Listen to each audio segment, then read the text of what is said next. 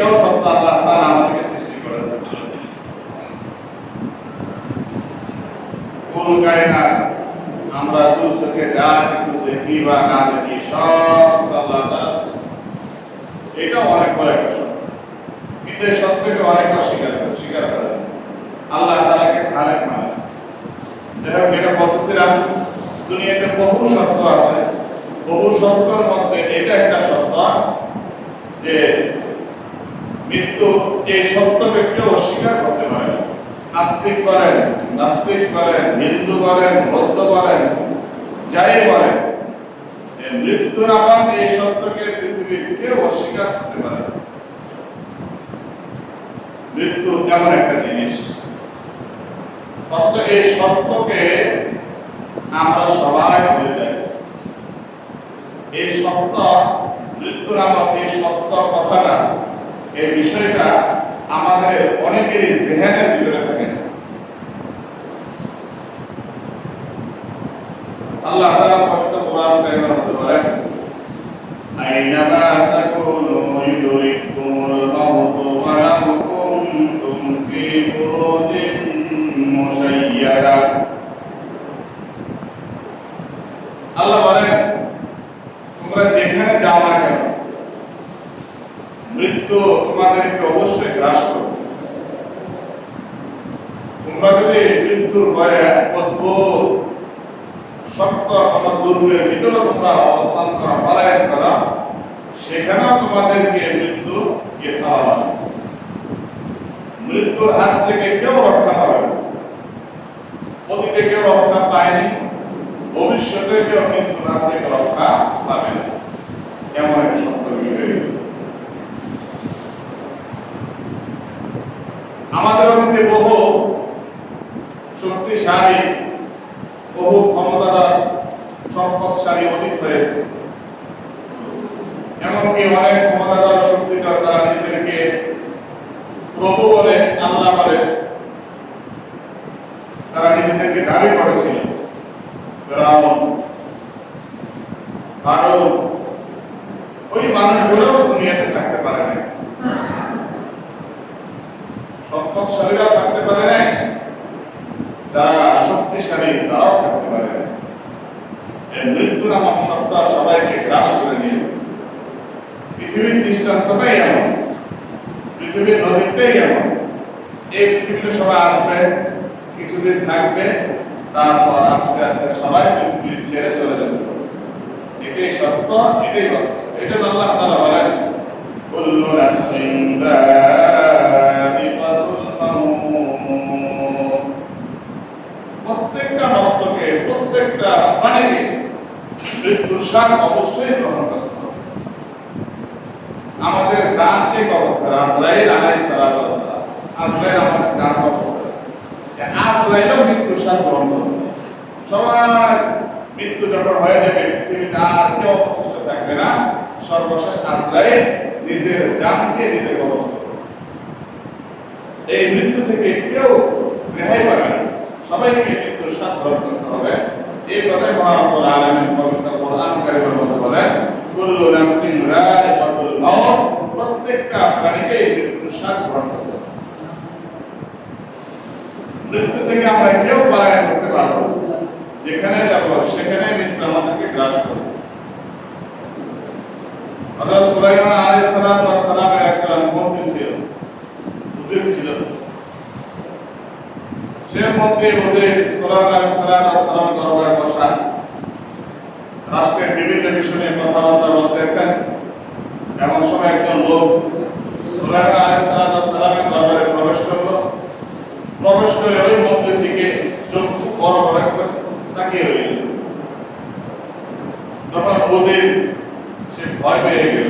ভয় পেয়ে সুলাইমান আলাইহিস সালামকে বলতেছে যে কিছুক্ষণ আগে আপনার দরবারে যে লোকটা আসছিল, সে আমার থেকে এমন বড় বড় করে চোখকে বড় বড় করে তাকিয়েছে, মনে হয় যেন সে আমাকে খেয়ে ফেলবে। এখন আমার ভিতরে ভয় কাজ করতে আছে, আমার ভিতরে শরীরে কম্পন তৈরি হয়ে গেছে। এখন আমি এই জেরুজালেম, এই ফিলিস্তিনি নগরীতে আমি থাকবো না, আমাকে দূরে কোথাও পাঠিয়ে দিন। যাতে করে এই লোক থেকে আমি দূরে থাকতে পারি। কারণ সুলাইমান আলাইহিস সালাম তো বাতাসের নবী ছিলেন, সব কিছু বাতাস বলেন, আগুন বলেন, গাছ বলেন, জিন বলেন, সমস্ত মাখলুক সুলাইমান আলাইহিস সালামের হুকুম মানে। আল্লাহ তাআলা জিন, বাতাস, পানি সব কিছুকে সুলাইমান আলাইহিস সালামের অনুসরণকারী বানিয়ে দিয়েছেন। তো সুলাইমান আলাইহিস সালাম বাতাসকে হুকুম করলেন, হে বাতাস যাও, আমার এই মন্ত্রীকে হিন্দুস্তানের এক জায়গায় তাকে রেখে আসো। বাতাস মুহূর্তের ভিতরে তাকে হিন্দুস্তানে আসে। তারপর আজরাইল আলাইহিস সালাম সেখানে তার জান কবজ করল। জান কবজ করার পরে ওই লোক, অপরিচিত লোক, সে আবার সুলাইমান আলাইহিস সালামের দরবারে গেল। সুলাইমান সালাম জানতেন তিনি আজরাইল। সুলাইমান সাল্লাল্লাহু আপনাকে জিজ্ঞাসা করলো, কিছুক্ষণ আগে আমি তোমাকে আমার দরবারে দেখেছিলাম, আবার তুমি হঠাৎ করে কোথাও গায়েব হয়ে গিয়েছো, এখন আমার দরবারে আসলা, কোথা থেকে আসলা? তখন আজরাইল আলাইহিস সালাম জবাব দেয় যে আপনার মন্দির জান কবজ করে এই মাত্র আপনার সামনে এসে আমি উপস্থিত হলাম। তখন সুলাইমান সালাম বলতেছে যে তুমি আমার মন্দির দেখে এখানে ভয়াল দৃষ্টিতে চক্ষু বড় বড় করে কেন তাকিয়েছিস? তখন ওই আজরাইল জবাব দেয় যে আল্লাহ তাআলা আমাকে অর্ডার করেছে, হুকুম দিয়েছে, আমার কাছে ফরমান পাঠিয়েছে, আমি যেন আপনার মন্দির জান কবজ করি। আর সেই ফরমানের মধ্যে লেখা আপনার মন্দির মৃত্যু হবে হিন্দুস্তানের উমর পাহাড়ের উপরে।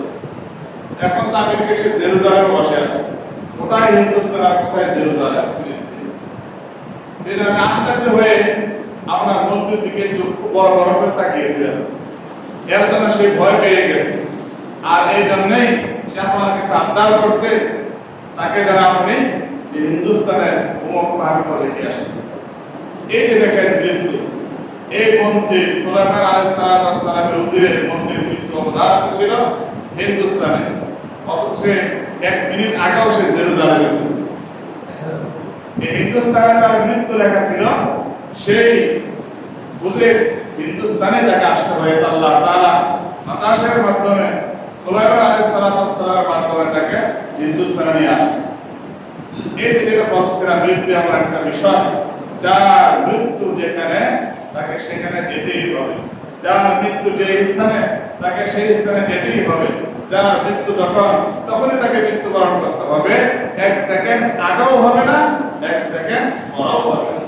এই কথা আল্লাহ তাআলা পবিত্র কোরআন কারিমের মধ্যে বলেন, ওয়ালা ইউআখিরুল্লাহু নাফসান ইযা জাআ আজালুহা আল্লাহু খাবীরুম বিমা তা'মালুন। আল্লাহ তাআলা বলেন, যখন কারো মৃত্যুর সময় উপস্থিত হয় 1 সেকেন্ডের জন্য কাকে সুযোগ দেওয়া হবে, 1 সেকেন্ডের সুযোগ দেওয়া হবে। ওয়ালা ইউআখিরুল্লাহু নাফসান ইযা জাআ আজালুহা আল্লাহু খাবীরুম বিমা তা'মালুন। যখন মৃত্যু, তখন তাকে মৃত্যুর সাথে গ্রহণ করতে হবে। 1 সেকেন্ডের জন্য, একটা মুহূর্তের জন্য আল্লাহ তাআলা আর সুযোগ দিবেন না। এক আল্লাহর বান্দা সাদ্দার, সে জান্নাত তৈরি করছে, সে আল্লাহর দেওয়া জান্নাতে যাবে না।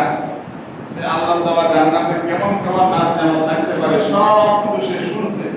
এই নাচ দিয়ে আমার জান্নাতের ভিতরে আছে, ফুল আছে, গেলমান আছে, ফল ফলাদি, হ্যাঁ, অনেক কিছু জান্নাতের মধ্যে আছে।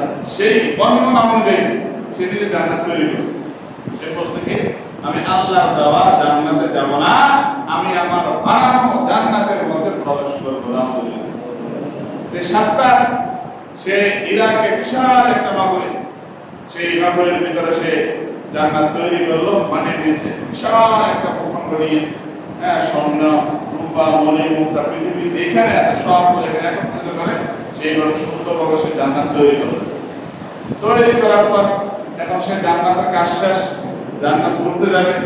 জান্নাত কেমন হয়েছে, এখন সে জান্নাতে প্রবেশ করার জন্য একটা পা তার তৈরিকৃত জান্নাতের মধ্যে দিছে, আরেকটা পা এখন বাড়িয়ে। এমন সময় আল্লাহ তাআলা অর্ডার করেছেন, যাও সাদ্দাতের জান কবজ করে নিয়ে আসো। তখন আজরাইল আলাইহিস সালাম সাদ্দাতে ঘোরা করে আসতেছিল, ওইখানেই জান্নাতে এক পা ঘোরা তার নিজের একটা ঢুকেছে আর একটা এখনো বাইরে, এমন সময় সে একটা অপরিচিত মানুষের রূপ ধারণ করে সামনে এসে দাঁড়ালো। তখন সাদ্দাত রাগান্বিত হয়ে বলতেছে, আরে আমি এখন জান্নাতে প্রবেশ করবো, আমি ঢুকি নাই, তুমি আমার আগে দিন জান্নাতের মধ্যে দাঁড়িয়ে আছো। তখন তাকে অনেক দূর দমন দিল। আজকে একটা বৃদ্ধ মানুষের আকৃতি ধারণ করে আসছে, তফসিরে কিতাবের মধ্যে রেখে বৃদ্ধ লোক বলতেছে, সাদ্দাত তোমার সাথে আমার কিছু কথা আছে, বোঝাপড়া আছে। সাদ্দাত বলতেছে, কথা পরে আগে আমি আমার জান্নাতটাকে ঘুরে ঘুরে দেখে আসি। বৃদ্ধ বলতেছে, না এখনই আমাকে দেখতো, তুমি থামো। সাদ্দাত বলছে, ঠিক আছে, কি কথা, কানে কানে বলো। তখন সাদ্দাত এইভাবে বৃদ্ধ কানের কাছে, বৃদ্ধ মুখের কাছে তার কানটা বাড়িয়ে দিয়েছে। বৃদ্ধ বলতেছে, আমি তো দুনিয়ার কেউ না, আমি হলাম হযরত আজরাইল আলাইহিস সালাম। আল্লাহ তাআলা আমাকে হুকুম করেছে যে তোর জানকে কবজ করার জন্য। তখন এই কথা শোনার পরে সাদ্দাতের ঘাবড়ায় গেল। সে বলতেছে, আমাকে কিন্তু সুযোগ দাও, একটা সুযোগ দাও, জান্নাত থেকে একটা নজর দেখে ভিতরটা কেমন। এত সুন্দর হাজার হাজার কোটি টাকা খরচ করে আমি জান্নাত তৈরি করলাম, থেকে পৃথিবীর যেখানে সুন্দর সুন্দর মেয়েরা ছেলেরা আছেন তাদেরকে এখানে আনা হয়েছে, আমি একটা নজর দেখবো কেমন জানি আমার তৈরি করে জান্নাত কত সুন্দর হয়েছে, একটু সুযোগ দাও। বলতেছে, না আর সুযোগ দেওয়া হবে, তোমার জান্নাত তুমি আর দেখতে পাবো না। বলতে, এই সুযোগটা দাও, আমি একটু বাসায় যাই, বাসায় গিয়ে আমার সম্পত্তি, আমার টাকা পয়সাগুলো আমার ওয়ালেটে বুঝিয়ে দিয়ে আসি। না, তাও সুযোগ দেওয়া হবে। তখন সেখানে আজরাইল সাদ্দাতের জান কবজ করলো ঘোড়ার উপরে, সেই ঘোড়ার উপর থেকে সে এরকম ভাবে একেবারে বসে করে গেল। যেটা বলতেছিলাম, আজরাইল যখন জান কবজ করার জন্য আসবে, কাউকে এক সেকেন্ডের জন্য সুযোগ দিবে না। এজন্য আজরাইল আলাইহিস সালাতু ওয়াস সালাম আমাদের কাছে আসার আগে আগে, আমাদের সাক্ষাৎ লাভ করার আগে আগে আমাদেরকে মৃত্যুর প্রস্তুতি নিয়ে ঈমানের উপর থেকে, আমলের উপর থেকে, দুনিয়া থেকে আমাদেরকে দিতে দেবে। এখন আজরাইল আমার সাথে কখন সাক্ষাৎ করবে আমরা কেউ জানি? আমরা কেউ জানি। কখন আমার মৃত্যু আমরা কেউ জানি। মসজিদে আমার মৃত্যু হতে পারে, মসজিদের বাইরে মৃত্যু হতে পারে, খানা খাওয়া অবস্থা আমার মৃত্যু হতে পারে, রাস্তা দিয়ে চলার সময় আমার মৃত্যু হতে পারে, কখন যে হয় না আমরা কেউ জানি। আল্লাহ তাআলা পবিত্র কোরআন কারীমের মধ্যে বলেন, ইন্নাল্লাহা ইনদাহু ইলমুস সাআহ ওয়া ইউনাজ্জিলুল গায়ব ওয়া ইয়া'লামু মা ফিল আরহাম ওয়া মা তাদরি নাফসুন মাযা তাকসিবু গাদা ওয়া মা তাদরি নাফসুন বিআইয়ি আরদিন তামুত ইন্নাল্লাহা আলীমুন খাবীর। যে পাঁচটি বিষয় এমন আছে, এগুলোকে একমাত্র আল্লাহ তাআলার কাছে আছে। তার মধ্যে একটা হলো যে মানুষ কোথায় কখন মৃত্যুবরণ করবে, এই ইলম, এই জ্ঞান একমাত্র আল্লাহ তাআলারই আছে। এখন আমরা কেউ জানি না আমরা কখন মৃত্যুবরণ করবো, কোন জায়গায় মৃত্যুবরণ করবো আমরা কেউ জানি না, কেউ জানি না। এই জন্য মৃত্যুর প্রস্তুতি নিয়ে সব সময় আমাদের দুনিয়া সব কিছু মিথ্যা, কিন্তু আমাকে দুনিয়ার মায়া মহাব্বত ভালোবাসা সব কিছু ছেড়ে চলে যেতে হবে। এটাই আসল সত্য, এটাই আসল বাস্তবতা, এটাই আসল বিষয়। এই জন্য মৃত্যুকে আমরা সবাই স্মরণ করব, মৃত্যু থেকে আমরা কেউ রেহাই পাবো না। আমেরিকার একজন গায়ক, নাম শুনছেন, 2009 সালে সে মারা গেছে, মাইকেল জ্যাকসন। 2009 সালে সে মারা গেছে, 50 বছর বয়সে সে মারা গেছে। তার একটা আশা ছিল, আকাঙ্ক্ষা ছিল, আমি পৃথিবীতে 150 বছর বাঁচব, আমি পৃথিবীতে 150 বছর আমি জীবিত থাকবো। তার এটা আশা, এটা আকাঙ্ক্ষা ছিল। কিন্তু সে পৃথিবীতে 150 বছর টিকে থাকতে পারে নাই। মাত্র 50 বছর বয়সে সে দুনিয়ার মায়া মহাব্বত ভালোবাসা সব কিছু ছেড়ে দিয়ে সে চলে গেছে। সেই দুনিয়াতে 150 বছর থাকার জন্য কি করেছে? শুধু আসতে হবে, তার সাথে প্রতিনিয়ত 14 জন ডাক্তার তার আশেপাশে ঘুরে বেড়াল। তার চুল থেকে একেবারে পায়ের নখ পর্যন্ত প্রত্যেকটা বিষয় প্রত্যেকদিন চেক আপ করতে, কোনো সমস্যা আছে কিনা। 14 জন ইঞ্জিনিয়ার ডাক্তার, বড় বড় ডাক্তার তার আশেপাশে সবসময় থাকে, পরীক্ষা নিরীক্ষা করে দেখতে শরীর মধ্যে কোনো রোগ আছে কিনা। একটু হাসি দিলে, কাশি দিলে, কেন কাশিতে হয়তো তার কারণটা বলে দেবে, সাথে চিকিৎসা। এটা 14 জন ইঞ্জিনিয়ার ডাক্তার সবসময় তার সাথে থাকে। শুধু তাই না, যদি কোনো সময় তার কিডনি নষ্ট হয়ে যায়, যাতে করে তাৎক্ষণিকভাবে তার কিডনির ব্যবস্থা হয়ে যায়, এই জন্য কয়েকজন ডোনারের সে ব্যবস্থা করে রেখেছিল যে আমার যখন কিডনির প্রয়োজন হবে তোমরা কিডনি দিবে, এর বিনিময়ে তোমাদের ছেলে সন্তান যারা আছে সবার খরচ আমি বহন করব। এই জন্য দীর্ঘদিন পর্যন্ত তার কিডনি ডোনার, রক্ত প্রয়োজনীয়তা রক্ত দেওয়ার সাথে সাথে এই ডোনারদেরকে সে তাদের ফুল ফ্যামিলিকে সেই রকম খরচ দিয়ে চালায়। কিডনি ডোনার সে অগ্রিম রেখে গেছে, রক্তের ডোনার সব কিছু সে এরকম ভাবে বরাদ্দ করে রেখেছিল, প্রস্তুত করে রেখেছিল। শুধু তাই না, সে যে বিছানা ঘুমাইত ওই বিছানাটাও ছিল অক্সিজেন যুক্ত বিছানা। যদি ঘুমের মধ্যে কোনো সময় কোনো কারণে নিঃশ্বাস বন্ধ হয়ে যায়, কোনো কারণে বন্ধ হয়ে যায়, যাতে করে অটোমেটিক সে অক্সিজেন নামক বিছানা যেটার মধ্যে সে ঘুমাইত অটোমেটিক অক্সিজেন চালু হয়ে যায়, যাতে করে সে ঘুমের মধ্যে মারা না যায়। এই জন্য অক্সিজেন বিশিষ্ট বিছানার মধ্যে সে ঘুমাইত। তার আকাঙ্ক্ষা কি ছিল যে আমি 150 বছর পৃথিবীতে জীবিত থাকবো। শুধু তাই নয়, তাকে এক্সারসাইজ করার জন্য, ব্যায়াম করার জন্য, এর জন্য 12টা লোক তার সাথে ছিল, তাকে ব্যায়াম করাবে সবসময়। শুধু তাই না, সে এক গ্লাস পানি খাবে, কি খাবে, সবগুলা মেশিনের ভিতরে পরীক্ষা নিরীক্ষা করার পর তারপর তাকে খাবার জন্য তাকে দেওয়া হবে। পানিটা পর্যন্ত পরীক্ষা করা হবে, পানির মধ্যে কোনো সমস্যা আছে কিনা, খেলে কোনো সমস্যা হবে কিনা, অর্থাৎ পরীক্ষা করা ব্যতীত কোনো জিনিস তিনি পানও করতেন না, খেতেন না, গ্রহণ করতেন। এই ছিল তার লাইফ স্টাইল। তার আশা কি ছিল, আকাঙ্ক্ষা কি ছিল, যে আমি 150 বছর পর্যন্ত পৃথিবীতে আমি থাকবো। কিন্তু 50 বছর বয়সে সে দুনিয়া থেকে চলে গেছে। এত কিছু করার পরও সে দুনিয়াতে থাকতে পারে না, এত কিছু করার পরও সে দুনিয়াতে থাকতে পারে না। এই দুনিয়াটাই এমন, দুনিয়ার মায়া, ভালোবাসা সব কিছু ছেড়ে দিয়ে আমাদের চলে যেতে হবে। এটাই আসল বাস্তবতা, এটাই আসল বাস্তবতা। এখন দুনিয়াতে আমরা যা কিছু করি সব কিছু দুনিয়াতে থেকে যাবে, কিন্তু আমরা কেউ থাকবো। এই জন্য মৃত্যুর আমাকে সত্যকে আমাদেরকে বিশ্বাস করে আমাদের সামনের জীবনকে আমাদেরকে সাজাতে হবে, গোছাইতে হবে। এই যে মৃত্যু আমাদের আসবেই, মৃত্যু আমাদের অবশ্যই মৃত্যু গ্রহণ করতে হবে, মৃত্যুর সাথে গ্রহণ করতে হবে। আল্লাহ তাআলা আমাদেরকে মৃত্যু দিয়েছেন, আল্লাহ তাআলা আমাদেরকে জীবন দিয়েছেন। এই মৃত্যু আর এই জীবন আল্লাহ তাআলা আমাদেরকে কেন দিয়েছেন, এটা আল্লাহ তাআলা পবিত্র কোরআনে আমাদেরকে জানিয়ে দিয়েছেন। আল্লাহ তাআলা বলেন, আল্লাযী খালাকাল মাউতা ওয়াল হায়াতা লিয়াবলুয়াকুম আইয়ুকুম আহসানু আমালা।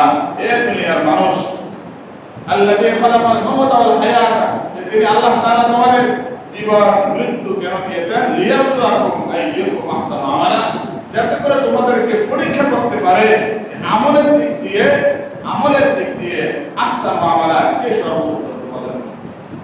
এই আমলের দিক দিয়ে কে উত্তম, আমাদের কার আমল ভালো, কার আমল খারাপ, কার আমল উত্তম, কার আমল অনুত্তম।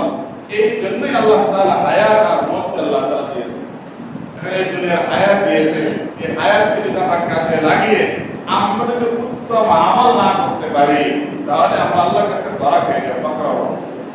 এই জন্য আমরা চেষ্টা করব, যতদিন পর্যন্ত আল্লাহ তাআলা হায়াত দিয়েছেন, যতদিন পর্যন্ত শরীরে প্রাণ আছে, যতদিন পর্যন্ত জীবন আছে, উত্তম আমল করে যেন দুনিয়া থেকে বিদায় নিতে পারি, উত্তম আমল করে যেন দুনিয়া থেকে বিদায় নিতে পারি। এই ইচ্ছা, এই চেষ্টা, এই সাধনা আমাদের প্রত্যেকের করতে হবে। যেন আমার দ্বারা কোনো খারাপই না হয়, আমার দ্বারা যেন কোনো খারাপই না হয়, আমার দ্বারা যেন কোনো গুনাহ না হয়, আমার দ্বারা যেন অন্যের জন্য কষ্ট না পায়, আমার দ্বারা যেন অন্যের উপর জুলুম না হয়।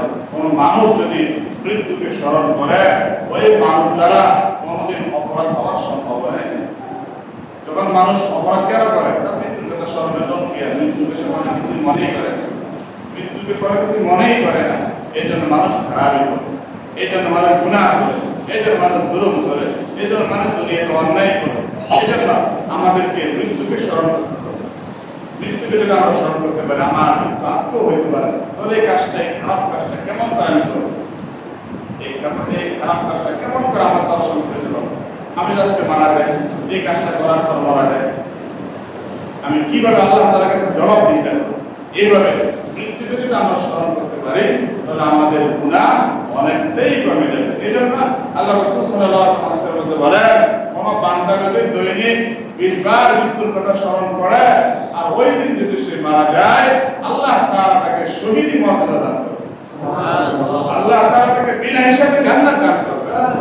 যে বান্দা দৈনিক মৃত্যুর কথা স্মরণ করে ওই বান্দার গুনার কথা কেমন করে পৌঁছে, গুনাহ করার সাহস তার কিভাবে হবে, নামাজ ছেড়ে দেওয়ার সাহস কিভাবে হবে? এখন আমরা তো সবাই জানতাম যে আমাদের মৃত্যু 1 সেকেন্ড পর হবে বা 1 ঘন্টা পর হবে বা 1 সপ্তাহ পর আমি মৃত্যুবরণ করব, তখন আমাদের লাইফ স্টাইল কেমন কেমন এক আল্লাহ বান্দা সম্পর্কে শুনছি তার ক্যান্সার হয়েছে, হসপিটালে গেছে, ডাক্তার ফেরত পাঠিয়ে গেছে আর বলে দিচ্ছে এই আল্লাহ বান্দা 1 মাস জীবিত থাকবে, এরপর সে মারা যাবে।